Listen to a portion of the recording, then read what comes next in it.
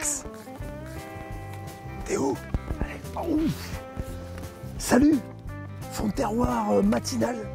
Parce que c'est quoi là? Il est 5h15. On est à la ferme de Malobric, à la limite du Lot-et-Garonne, Tarn-et-Garonne, dans Gers. Et vous voyez, il y a de la lumière, on va voir. C'est matinal, ça pique un peu, mais on aime ça. Pour certains, c'est pas matinal, hein. Moi, ça l'est, mais je crois qu'il y en a une qui est là depuis un moment. Bonjour Pascal. Bonjour. Ça va? Bah ouais. Vas-y, hein. Ouais, je sors mon pain, il est prêt.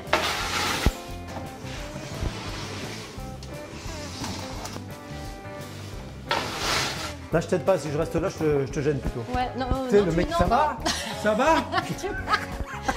Tu vas te prendre un coup de pelle. Puis je veux pas prendre ce coup de pelle là. Ouais. On n'appelle pas ça une pelle, bien sûr, on appelle. Oh, une pelle. Oh mince. Oh, je croyais qu'il y avait non plus. Alors tu vas savoir qu'ici, en fait, comme on est paysan boulanger, mais depuis peu, hein, depuis 3 ans, on n'a pas le vocabulaire technique. Donc, tu vois, on est... Voilà, c'est une pelle. Tu vois, ça ressemble à une pelle, c'est une pelle. Après, je peux faire appel à un ami et avoir le mot... À cette heure-ci, les amis ne répondent pas là. À 5h15 du mat, ils ne répondent pas, les amis. Bon, alors si, c'est là que tu vois si c'est un ami ou pas. Bon, Pascal, ça va? Ouais, ça va bien. Qui es-tu, Pascal? Alors, je suis lectouroise, boulangère à la ferme de Malobric. Je travaille pour mon frère, du coup, et depuis 3 ans ici. Donc, j'ai rejoint la famille pour faire ce nouveau métier. Donc, la ferme de Malobric existe depuis quand? Depuis, elle existait avant même que mon frère la reprenne, hein, mais il a repris en 2000. Et on était déjà en bio, c'était pour des céréales, des melons. Et ensuite, on a commencé la meunerie il y a 6 ans, 6 ou 7 ans, il va te répondre lui plus précisément.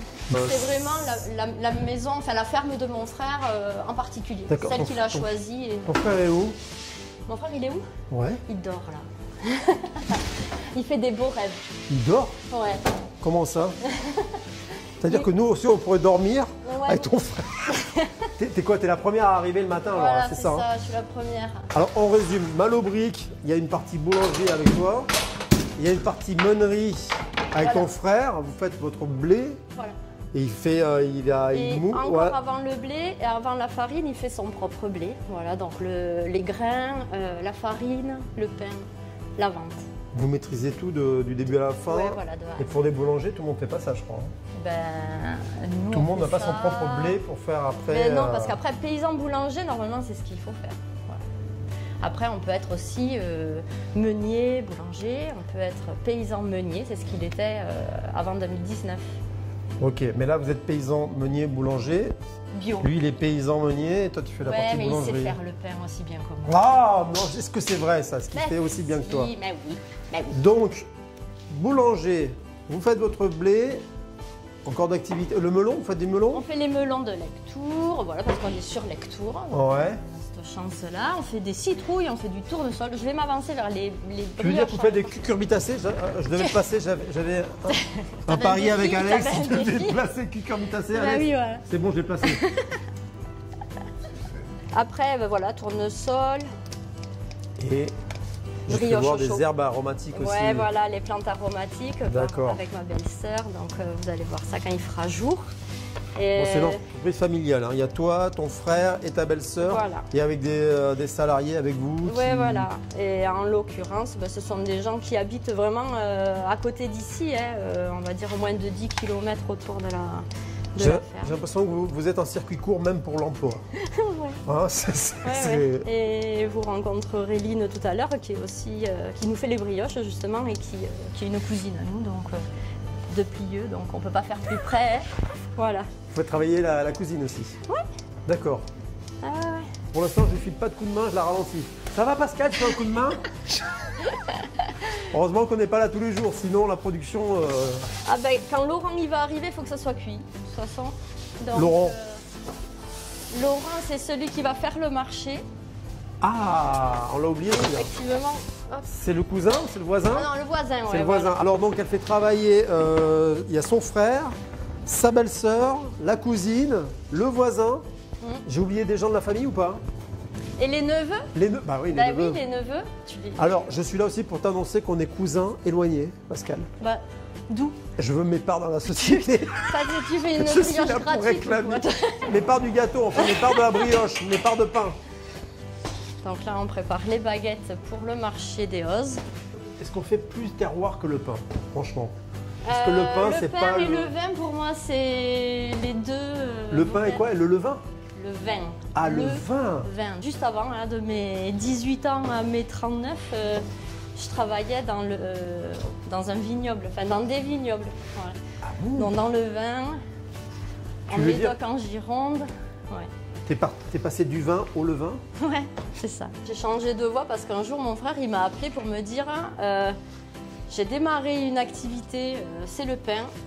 C'est en train de plaire aux voisins, à la famille, aux amis, à quelques magasins.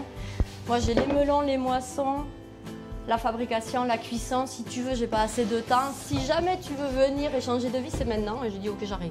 Et j'ai saisi cette chance de pouvoir revenir à Lectoure et en famille, voir les levées de soleil sur Pilieu là. Et ça, tu peux pas. Voilà, rejoindre mon frère, j'étais trop heureuse qu'il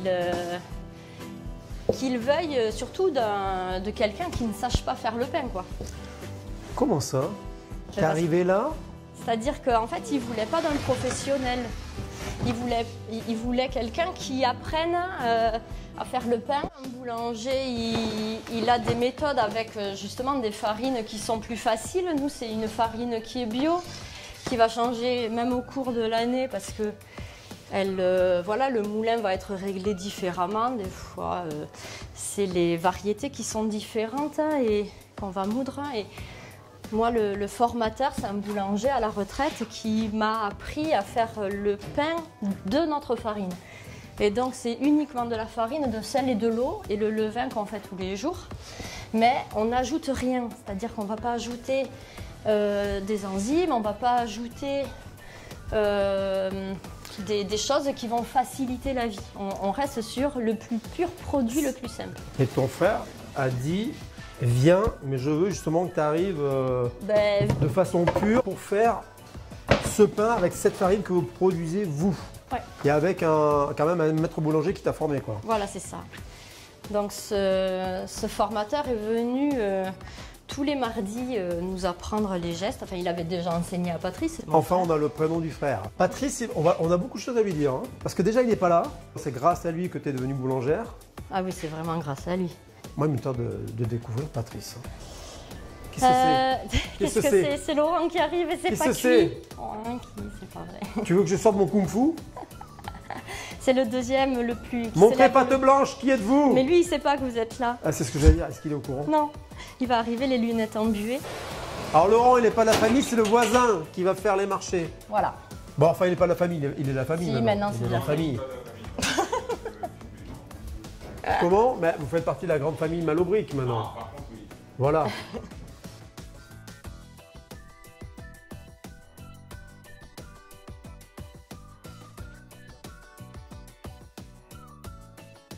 Alors Pascal, Laurent est venu chercher une commande, c'est parti au marché à Eoz. Combien tu as fait partir de pain? 300? 500? 300? 300? C'était quoi ton record déjà de production de pain? 623. 623. C'est 23. C'est vrai, c'est pas... Le 23 août l'an dernier. 623 pour le 23 août. D'accord, c'était fait exprès? Non, Pas du tout. Qui nous regarde là-bas là? c'est mon frère. Oh, on dirait Paul Newman. Non? Ouais. C'est Paul Newman quoi, Patrice Newman. Hein? Bonjour. Les yeux bleus et tout, magnifique. Hein? Les Elle cheveux vous ressemblait blancs, vachement. voilà, Hein? c'est ça, ouais. Elle vous ressemblait. Salut Patrice. Bonjour. Bienvenue dans Fond de Terroir. Merci. Ça va? Ça va très bien. Nous on est là depuis 4h du matin. Hein. Ah ben mon nom. Quoi? Non? Ah non, peut-être un peu plus tard. On est arrivé 1 heure après. Quelle aventure. T'as entraîné même ta sœur. Voilà, on a débauché. Tu l'as sorti des vignes. Voilà, je l'ai sorti du vin pour la mettre dans le pain en fait. Voilà. Ouais, j'allais dire tu l'as mise dans le pétrin, mais non, cette Non, non, phrase non. est bizarre. Ça c'est possible. Ça c'est possible. Non, j'ai pas. Bah ouais, non, j'ai pas l'impression qu'elle soit dans le pétrin. Elle est heureuse. Hein. Ce fournil, il existe grâce à la farine que tu produis Ouais, et avec le moulin que tu as pas loin. voilà. C'est ça. Tu Ouais. nous montres tout ça? On y va. Allez, on y va. C'est parti. Pascal, Tu me gardes, j'arrive, je viens t'aider. Hein. T'as un petit tablier pour moi? Oui, j'ai un petit tablier sympa. Donc 2006, tu reprends la ferme. Qui était en bio déjà. Et donc, Ok.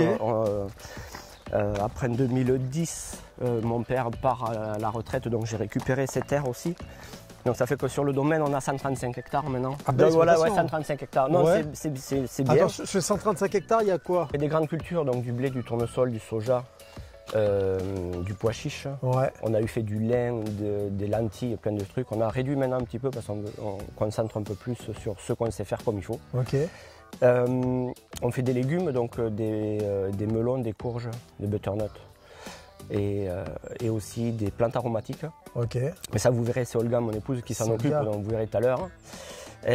Voilà, et après, donc ça c'est au niveau culture. Et après, donc on a l'atelier de transformation des laits céréales.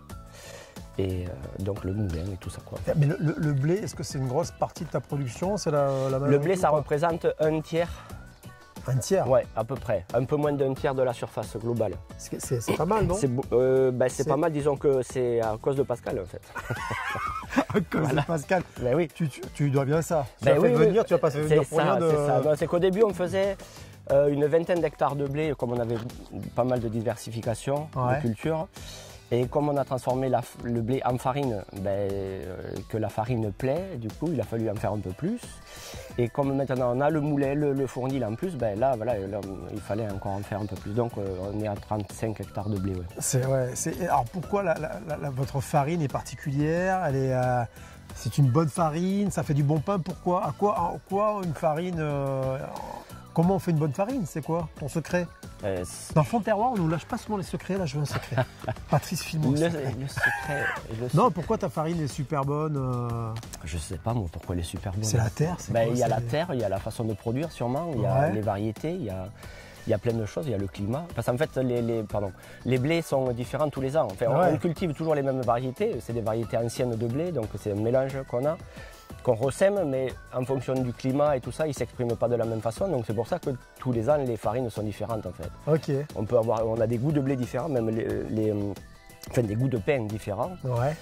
Moi, après, la farine, je ne la mange pas comme ça, mais il y en a qui la testent pour voir comment elle est. Hein. Mais voilà, alors après, qu'est-ce qui fait que la farine est bonne? Je sais pas. Finalement, il n'a pas livré son secret. On dit qu'en agriculture bio... Alors l'agriculture bio, c'est une méthode de production. Ouais. C'est-à-dire qu'on garantit une méthode de production. C'est-à-dire qu'on garantit le fait qu'on ne met pas de produits chimiques dans nos parcelles, que ce soit des engrais, des produits de traitement. Voilà. Qu'on adopte des rotations de culture, c'est-à-dire qu'on ne peut pas faire de la monoculture, c'est-à-dire renouveler, mettre du maïs sur du maïs sur du maïs sur du maïs, ou du blé sur du blé sur du blé sur du blé. Donc ça c'est interdit, on doit respecter une rotation. Ok. Et ça c'est les points essentiels quoi en fait. D'accord, Voilà. ouais. Alors après on peut inclure des engrais verts dans les rotations, il y a plein de méthodes qui sont après venues se greffer dessus quoi. Mais le but c'est d'améliorer les sols aussi Ok. et de ne pas utiliser de produits chimiques. Voilà. Ouais. Par contre, on garantit une méthode de production, on ne garantit pas un produit final. D'accord. C'est-à-dire qu'on a un cahier des charges de production à respecter. Voilà. Donc ça, pour ça, on est contrôlé plusieurs fois dans l'année. Okay. On a des contrôles inopinés, c'est-à-dire qu'on a un contrôleur qui vient, qui nous dit j'arrive dans 2 minutes. Ouais. Ok, bon ben voilà, la ferme elle est là. Hein, De toute façon, ouais. Après, on a un contrôle administratif, là par contre, ça prend des heures. Le contrôle, où il contrôle les papiers, les champs, tout. Voilà, donc ça c'est pour la bio. Ouais. Et après, on a encore nous un contrôle supplémentaire qui est le contrôle en biodynamie. En fait. Où là, pareil, on a un contrôleur qui vient nous contrôler la ferme pour voir si on respecte les cahiers des charges en biodynamie. Et qu'est-ce qu'il y a en biodynamie? C'est toute la ferme. C'est toute la ferme. Par contre, la biodynamie, on est obligé d'être en bio pour être en biodynamie et être 100% bio, c'est-à-dire avoir la ferme en entier en bio pour être en biodynamie. Et si on est en biodynamie sur toute la ferme. On ne peut pas dire je fais une partie et pas l'autre. D'accord. Alors qu'en bio, on peut dire j'ai une partie de la ferme en conventionnel et une partie de la ferme en bio. Voilà. Il y a des tolérances, c'est des possibilités. Alors après, un agriculteur bio qui fait du conventionnel et du bio ne peut pas avoir deux mêmes cultures dans une et dans l'autre. Ouais, ok, voilà. bien sûr. Donc s'il fait du blé en bio, il ne peut pas faire du blé en conventionnel. Et la biodynamie, ça consiste en quoi? Comment je perçois la biodynamie? C'est-à-dire que c'est l'homme qui est au centre de sa ferme quand même, qui gère son domaine. Le domaine doit être autonome au maximum, c'est-à-dire ne pas dépendre le moins possible de l'extérieur. Ouais. Donc ça c'est difficile dans une ferme céréalière comme nous parce qu'on n'a pas d'élevage. L'idéal de la ferme en biodynamie c'est une polyculture élevage. Donc on a des animaux qui sont là pour amener une fertilité dans les champs, quoi, avec les fumiers et tout ça. Ouais. Nous on n'a pas, donc on est obligé d'acheter des fumiers et pour améliorer nos sols. Et après on amène des potions magiques, on va dire, qui sont là pour améliorer le sol et une autre pour améliorer la plante. C'est-à-dire qu'on amène et en plus c'est des quantités très fines, quoi. La biodynamie pour moi c'est l'homéopathie de la médecine, quoi. Ah voilà. Ok, ouais, c'est pas... Donc on traite c'est même pas un traitement, c'est-à-dire qu'on amène une information à la terre pour améliorer le sol et on amène une information à la plante pour améliorer la plante. Voilà. C'est une bonne définition. Ça peut paraître un peu particulier, on va dire, de prime abord. Ouais. Alors moi j'ai une formation un peu cartésienne, plutôt scientifique, où il faut que les choses elles se démontrent et voilà. Pour arriver à un résultat. Et là il y a des choses qu'on ne peut pas démontrer, mais on arrive à un résultat. Donc il y a des choses qu'il faut, dans notre façon de penser, des fois on se dit oula, il faut quand même que... c'est intéressant parce qu'on voit le résultat, mais on ne sait pas pourquoi. Ça marche, il y a des scientifiques. Ah oui, bah ouais, parce qu'après il faut aller chercher dans de la science beaucoup très élevée. Moi je comprends pas tout ça. Mais... Alors il dit ça parce qu'il paraît que Patrice, des soirs de pleine lune, tu le vois tout nu comme ça, se balader à dire des trucs. Le blé, allez-y, donnez du bon blé et tout ça, c'est ça. Non mais par contre, se promener dans les champs et parler aux cultures, oui, ah ouais, ça m'arrive. Pas tout nu en pleine lune. Non, pas tout nu. Quand il fait très chaud, si. Non mais après on est en relation beaucoup avec nos champs. Ouais, c'est clair. C'est envoyer de l'information au champ qui lui va donner le maximum pour la plante et amener une information à la plante pour qu'elle s'exprime au maximum, quoi. Et nous on est derrière et on essaye de faire le chef d'orchestre. Ça existe pour les humains aussi, pour essayer une biodynamie pour les hommes, pour leur donner, leur faire ressortir le meilleur d'eux-mêmes. Nous c'est ce qu'on essaye de faire, ça. Ah ouais, mais pour soi. Ah pour soi. Si ça marche pas pour soi, comment tu veux que ça marche pour le reste? Ah oui, d'accord, je vois aussi. Oui. Si lui il n'est pas centré, l'agriculteur en fait, ben, le reste ça part en live, ça marche pas. Donc souvent on est pris, et puis mais non, en fait notre but d'agriculteur c'est d'être vraiment bien positionné et pour pouvoir gérer tout ce qui se passe autour. Mais si on n'est pas bien positionné, on ne peut pas gérer comme il faut. On se fait prendre par tel truc, et puis c'est fini. Ouais, c'est fascinant. Donc ça commence par nous. Et c'est pour ça que moi j'ai rencontré la biodynamie, avec Olga on a rencontré la biodynamie, et on s'est rendu compte que, à la base c'est nous, quoi. C'est l'homme. Ah ouais. Et c'est pour ça que quand tu parlais de terroir tout à l'heure, le terroir c'est une terre, le terroir c'est un espace, mais c'est aussi un homme, un couple, un homme, une femme, tout ça au milieu quand même. Parce que s'il n'y a pas l'homme, il n'y a pas le terroir. Hein. Me manquait ta définition du terroir, tu viens de me la donner là. Ouais. C'est impeccable. Très voilà, bien. c'est sorti naturellement, j'allais te la demander et tu viens de me la dire.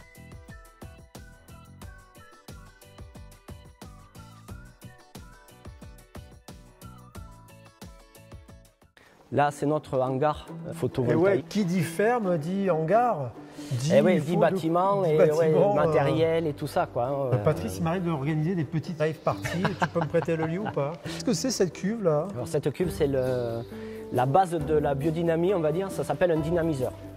Donc, on remplit d'eau de pluie. On met la quantité d'eau qu'on a besoin, on va dire. On met notre bouse transformée, donc qui a vécu un peu sous terre, qui a été mis dans une corne en fait, hein, c'est placé en terre, on récupère ça et on le met là-dedans. Mais je vais vous en montrer un petit peu. Ah, ça c'est notre potion magique en fait. Oh, pardon. Enfin un qui lâche le secret, ça y est. Ouais. Ça c'est de la bouse de vache, tu vois, qui a passé 6 mois sous terre. Ça colle même pas, ça sent pas. Non, bah ouais. Et c'est, voilà, ça a été transformé dans le sol, mais elle est modifiée. Elle s'est modifiée. Elle subit une transformation. Alors ça passe de l'état de bouse à une sorte de... On dirait un terreau un peu. Ouais, comme un terreau. Une pâte à modeler, c'est incroyable. Ouais, voilà. C'est vrai que ça ne sent plus du tout. Non, ça sent plus. De toute façon, même une bouse de vache, on va pas se mentir, une vache ça mange de l'herbe. Voilà. Ça mange, alors ce qui est Même si c'est intéressant, de l'excrément. si on veut aller un peu plus loin dans le principe de la bouse de vache, c'est que la vache, c'est un digesteur. Donc elle mange de l'herbe, elle ne fait que digérer, C'est ça. et puis elle rumine, elle remonte, elle redigère, enfin voilà. Moi je ne connais pas trop l'animal, mais c'est quand même assez phénoménal quand on les regarde. Et cette vache, elle mange son herbe. Donc elle la digère, et ça monte à la tête, enfin dans son cerveau, tout ça, et elle rejette quelque chose qui est là pour améliorer le sol. Parce qu'elle, qu'est-ce qu'elle fait? Elle doit améliorer le sol pour manger de l'herbe qui est meilleure pour elle. Non? Donc Ouais, c'est un cycle. Ouais. Donc elle améliore son terrain. Ouais, ouais. Nous on essaye de faire pareil, quoi. On améliore notre terrain. Et elle le fait avec de la bouse de vache. Donc nous on récupère cette bouse de vache en disant, cette bouse de vache a entre guillemets l'information pour améliorer le sol. Elle va manger l'herbe qu'elle a nourrie avec sa propre bouse. Voilà, c'est ça. C'est, Et qu'elle améliore, elle dit, ah il manque peut-être ça dans cette herbe, donc je vais le mettre en place. Et les trucs Non. comme ça, on ne Ah ouais, pense ouais, pas. ouais, C'est c'est ça. Ah, mais c'est vrai. Hein. Et regardez une vache quand elle rumine, qu'elle est allongée dans son champ, je veux dire, elle est peinarde. Hein. Non, c'est vrai. Ah, ouais, elle est en train de dire, bien, voyons ce qui manque. Ouais, c'est ça. cette terre. Ouais, peut-être. Tiens, voyons, celle-là aujourd'hui, il manque J'aurais bien un peu des de ça. dessins avec ça. Voilà. Il manque de ça. Elle rumine est là, Ouais. ok. Voyons, ma bouse, je vais la faire. Je vais la faire comme ça. Alors ça, c'est c'est- un dynamiseur. Ouais. À l'intérieur, il y a des pales Ok. qui tournent dans un sens Ouais. et qui tournent dans l'autre. On remplit d'eau, on met la bouse de vache dedans et on envoie le truc tourner. Donc ça tourne, ça fait un vortex. Ouais. Quand c'est fait, hop, ça inverse. Et donc voilà. Et ça fait un chaos à chaque fois, ça bouillonne, enfin ça remue quand même. Hein, dedans. Ouais. Et ça structure, ça détruit, ça structure, ça détruit, ça structure, ça détruit. Donc le vortex, il est là pour donner une certaine structure, on va dire, et puis faire descendre des énergies. Et quand on le chamboule, ben, ça détruit tout et on repart dans l'autre sens et en avant, quoi. Et Voilà. ça, mais après, t'en fais quoi après ça? Et une fois que ça c'est fini, une fois que c'est mélangé, parce qu'on le mélange, ça fait de la dynamisation pendant 1 heure, ben, Ouais. on prend le produit, on le filtre parce qu'il y a toujours des débris de la bouse de vache, donc on filtre avec des bas. Ouais. Voilà, et puis après on part avec notre champ, avec notre tracteur et le petit pulvé qu'il y a là-bas, Ouais, et on traite nos Et parcelles. tu traites, voilà. C'est fait pour traiter les Ouais, parcelles. c'est ça. Oui, ça c'est nos produits pour traiter. Oui. Voilà. La préparation, ça s'appelle de la 500.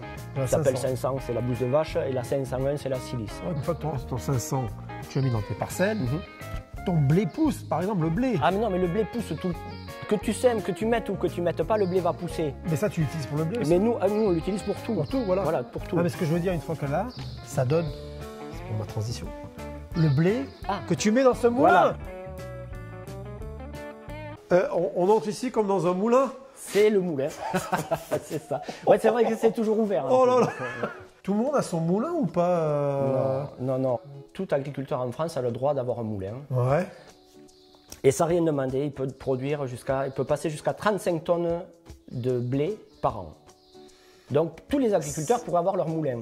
C'est une norme, c'est 35 tonnes. Voilà, tu peux faire 35 tonnes de passer plus. 35, pas plus, parce que tu vas au-delà, il te faut des droits de mouture. D'accord, ok. Et là, par contre, il te faut des droits de mouture pour 36 tonnes si tu fais une tonne de plus. Ok, ouais. Tu vois, donc tu repars à zéro.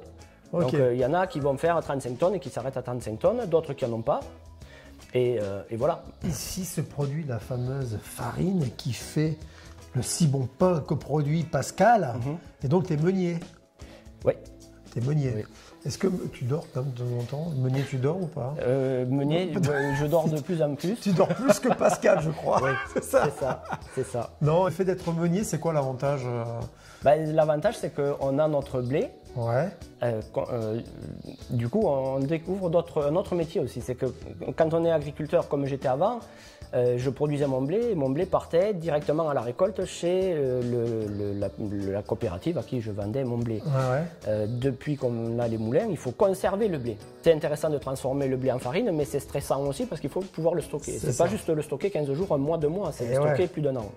Voilà, donc on est organisé pour ça, ça va, on y arrive. Une fois qu'on a stocké notre blé, on le récupère notre blé, et puis après on le passe dans le moulin, et là ça fait notre farine.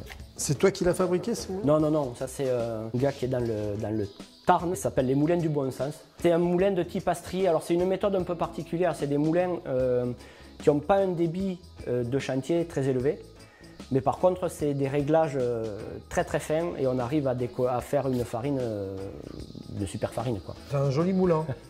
C'est un joli moulin. Et l'intérêt, alors si je peux rajouter un truc, c'est que l'intérêt de la ferme telle qu'elle est là, c'est que quand j'ai commencé, j'étais tout seul. Donc mon épouse, elle a travaillé, enfin Olga travaille avec moi, on était donc 2. Maintenant, on est 7. Ah ouais.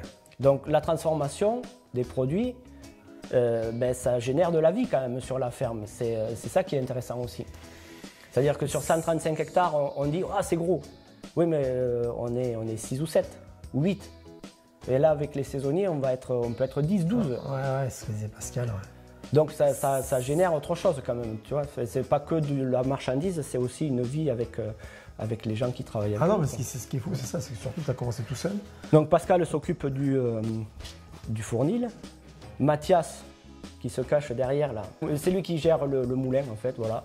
C'est lui le vrai meunier là. C'est lui le vrai, oui. Ah. Oui, c'est lui qui fait le boulot. La ferme de Malaubric, c'est une belle réalisation depuis 2006, où tu as commencé tout seul. Ouais. Là, vous êtes une dizaine en pleine saison. C'est beau. Bah, moi, je suis fier de toi. C'est vivant, merci. Moi, je suis fier de toi. Je t'en prie.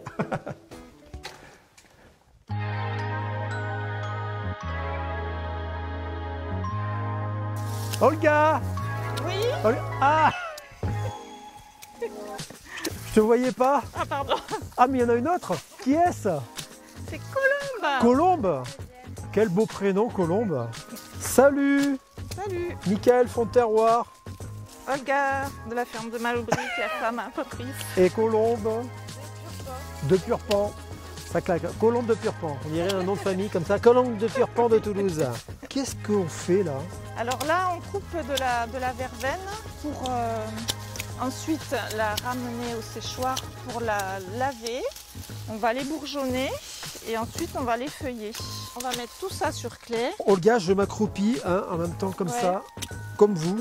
Un genou à terre dans la terre. C'est ça. Olga, que fais-tu sur la ferme de Malaubric? Donc moi, je suis responsable de la partie plantes aromatiques et médicinales. D'accord. Donc je produis de la verveine, de la menthe, de la sauge, du romarin. Après, il y a la partie fleurs, donc les camomilles, la monarde, la mauve.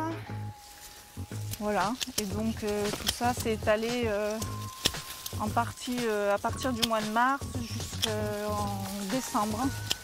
Et excusez-moi, c'est physique là ce que vous faites là? Oui, c'est physique. Je suis toujours accroupi ou quoi comme ça? Oui, c'est ça. On est toujours sur les genoux ou accroupi, exactement. C'est dur de rester planté comme ça au milieu des plantes. Ouais, rester planté au milieu des plantes, Colombe. Tu préfères les bancs de la fac ou comment? Ah bah tu m'étonnes. Là par exemple, ça part où après? Alors ça part en Dordogne. D'accord. À Altaïr. Il y a quelqu'un qui est arrivé à pas de velours. Qui es-tu? Bonjour, elle s'en va. Attends, bouge pas. Heidi. Comment? Bonjour, c'est Heidi. Heidi, mais bienvenue. Vous avez tous de super prénoms, hein. Olga, Colombe, Heidi. C'est beau. C'est gentil. Est-ce qu'il faut avoir un joli prénom comme ça pour travailler dans les plantes aromatiques? J'ai l'impression que... Non, pas du tout, c'est un hasard. Non, c'est un D'accord, hasard, ok. ouais. Donc toi, tu viens aider les Colombe et Olga, là? C'est ça. Tu étais saisonnière? Oui, voilà, c'est ça. Très bien. Je suis arrivée au printemps. Ouais. Voilà. Je suis arrivée au printemps, comme une fleur. C'est joliment dit. Alors, tu veux les rejoindre? Oui, c'est ça. Parce que là, moi, je sers à rien. Je suis juste là pour leur poser des questions. Je leur fais, voilà, elles sont là, bon, il est gentil, mais laisse-nous couper la verveine. Mais la qualité du coton. Oui, ouais, c'est un vieux drap de grand-mère. Ah, on est d'accord. Hein. Ouais. Ma copine serait dingue, hein, parce qu'elle adore ça, les robes. Attends, j'ai pas fini. Non, mais c'est des vrais draps de grand-mère. C'est ça. T'as un filon ou pas, Olga? Tu peux nous avoir. Parce que ma ça, il n'y a pas mieux comme drap là. Fond de terroir. Ça, c'est du coton là. Il dit, regarde là. C'est beau, hein. Ça, c'est beau ça. Il a combien d'années au moins? Oh là, je sais pas. 100 ans, facile. Hein. Ouais, c'est possible. Hein. Et c'est une belle réalisation qu'a fait c'est ton mari, hein, en fait, si tu veux, c'est que moi, j'ai toujours travaillé sur la ferme. Et puis à un moment de ma vie, j'ai eu envie d'avoir un petit peu mon activité à moi. Donc c'est posé la question de la reconversion. Et Patrice, depuis longtemps, voulait développer un pôle plantes aromatiques. Donc on s'est renseigné un petit peu sur la possibilité de produire de la plante. Et puis à ce moment-là, on a fait une formations en biodynamie, on a rencontré des personnes qui faisaient des plantes aromatiques.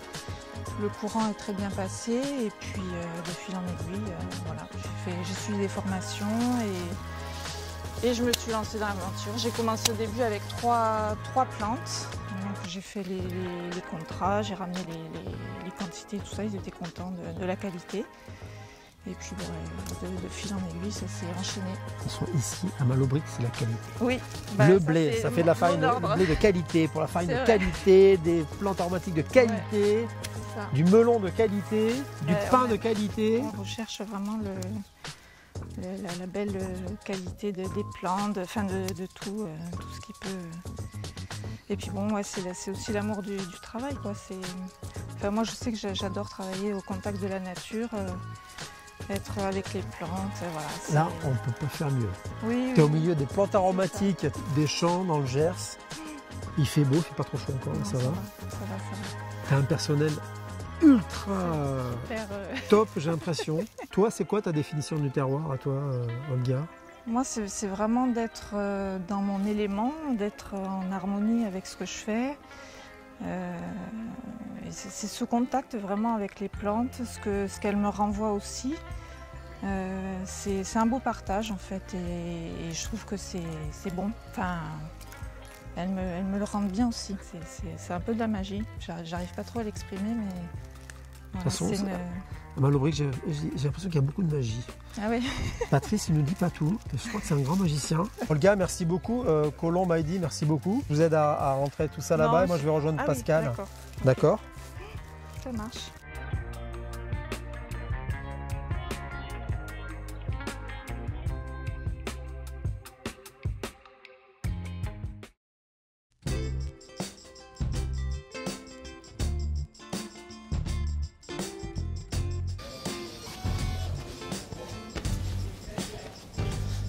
Pascal, je suis crevé.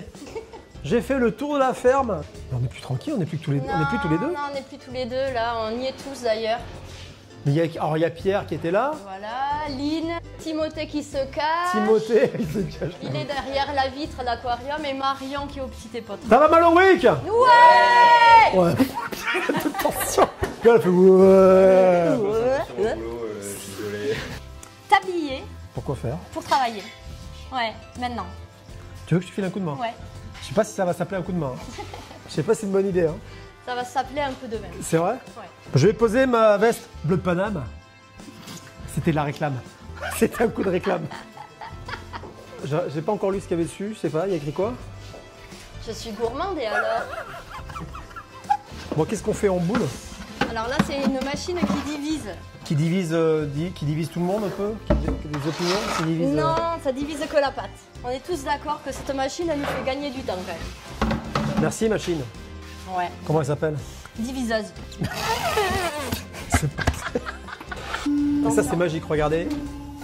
Là on donne un peu les secrets. Voilà, regarde comme c'est beau. Oh, ça sort à combien? Attends, me dis pas. 650 grammes. Voilà. Et après ça sort à 500 grammes du four. Exactement. Une fois que... c'est T'as cuit. vu? Ouais, bravo. T'as tout, tu sais tout quoi en fait. Et je savais pas, c'est sorti comme ça. Comme ça. J'ai pas du tout entendu comme ça de loin. Non, tu le sais de... Voilà. C'est en toi. Voilà, on a divisé. Je vais t'apprendre à bouler. Tu vas prendre un premier. Apprends-moi à bouler. Là. Ça fait un peu... Ah, vas-y, on va bouler. On va bouler. Ah, stop, là. Pardon, ok. Oh là, je recule. Tu prends un coin là. Ouais. Tu le mets au milieu. Ouais. Tu prends ton pouce qui coince le... Ouais. Et tu vas tout mettre sous ce pouce. Que des petits coins. Exactement, voilà. Mais pas du tout. Et presque. Pas fait du tout bien comme il faut. Ah si. Là. Et celui-là. Ah non mais bah, faut que je fasse avec ce pouce. Ah mais si tu veux. Ah, l'autre, tout sous le même pouce. Comme elle se la raconte. Regarde, elle fait... Allez. On en a 500 à faire comme ça. Tu changes de pouce ou pas? Non, tu changes pas de pouce. Ah, attends, mets tout sous le même pouce. Vas-y, hop, et celui-là, il reste là. Et lui, non, tu prends là. Non, ouais. pas là, ça. Tu le mets sous ton pouce. Voilà. Sûr, pas sous. Sous le pouce. Ah mais sous, c'est vrai, ouais. Voilà, ça, sous le pouce. Voilà, ça y est, t'as compris. Ah, ça y est, une fois que tu as compris la différence entre sous et sur... Et là, tu le tournes. Voilà, impeccable. Mais par contre, ça devient des boules. Allez, on y croit. Bébé. Ah, mais tu me mets la pression, vous me regardez tous. J'aime pas, ça me met la pression, me regardez pas. Moi, j'arrive pas du tout. Celle-là, elle est belle. Non, Pascal, pour terminer, c'est quoi ta définition à toi du terroir? Alors pour moi, le terroir, dans la mesure où je suis originaire du Gers, mais que j'ai fait quand même des études dans le vin, forcément c'est lié aussi à cette notion de terroir viticole. Ouais. Donc comme on m'avait appris à l'école, vraiment ces zones comme ça, où il peut y avoir un goût par terrain. Tu vois, dans le vin, c'est ce qui se passe en Bourgogne, en Bordeaux ou autre. Donc pour moi, la définition du terroir, ça serait plutôt une zone, un sol, avec un microclimat dessus, un végétal le plus adapté à ce sol et l'intervention de l'homme avec ses décisions. C'est-à-dire que pour moi, le terroir ici, c'est tel blé dans tel champ avec les décisions de Patrice, voilà, les décisions clés, les moments clés. Voilà, et son cheminement, pourquoi il a choisi la biodynamie, pourquoi il a choisi ce végétal-là, à quel moment il va faire sa récolte, tu vois, comme un œnologue qui choisirait le meilleur moment pour la récolte de son raisin. Ok. Et tout ça, ça définit un produit. Donc normalement, le produit du terroir, c'est vraiment le plus authentique, tu vois, et à l'image de celui qui en a décidé le projet. C'est ça. Bah, ça me plaît bien ta définition. Ça me plaît bien. Et en attendant, j'ai fait une boule dégueulasse. Regarde, elle est pas belle du tout. Mais si, bravo. Pascal, merci beaucoup pour ton accueil. Merci à toi. On a passé un super moment. Merci à toi aussi, Alexandre. Parce qu'il est 9h20, ça fait... finalement, c'est passé très vite. Bah, tu vois, c'est mal au briques. Ça fait 4... Et ça veut dire quoi, mal au briques, c'est quoi? Mal au briques, ben, on a un peu essayé de chercher, mais effectivement, ça serait certainement lié à un mal de mauvais ou quelque chose d'un peu difficile. Et briques, tout ce qui est argile, peut-être de sol. Parce que mal au briques, j'ai l'impression que parfois, pour Olga, c'est mal au genou. Parfois, Patrice, c'est mal... Mal au pied. Mal au pied. Et toi, c'est mal aux mains. Ouais. Voilà, il y a plusieurs membres de la ferme. C'est d'accord. Mais en fait, on va tous très bien. Pascal, regarde, je me baptise. Ah, c'est beau. Merci beaucoup pour ce fond de terroir, ferme de Mal-aux-Briques. Merci à toi. Ah, venez tous, là, je vais vous le faire. Venez, les amis. Non, je le fais pas, j'y vois rien du tout. Bon, merci beaucoup, à très vite, c'était un super moment. Avec plaisir. Je vais pleurer.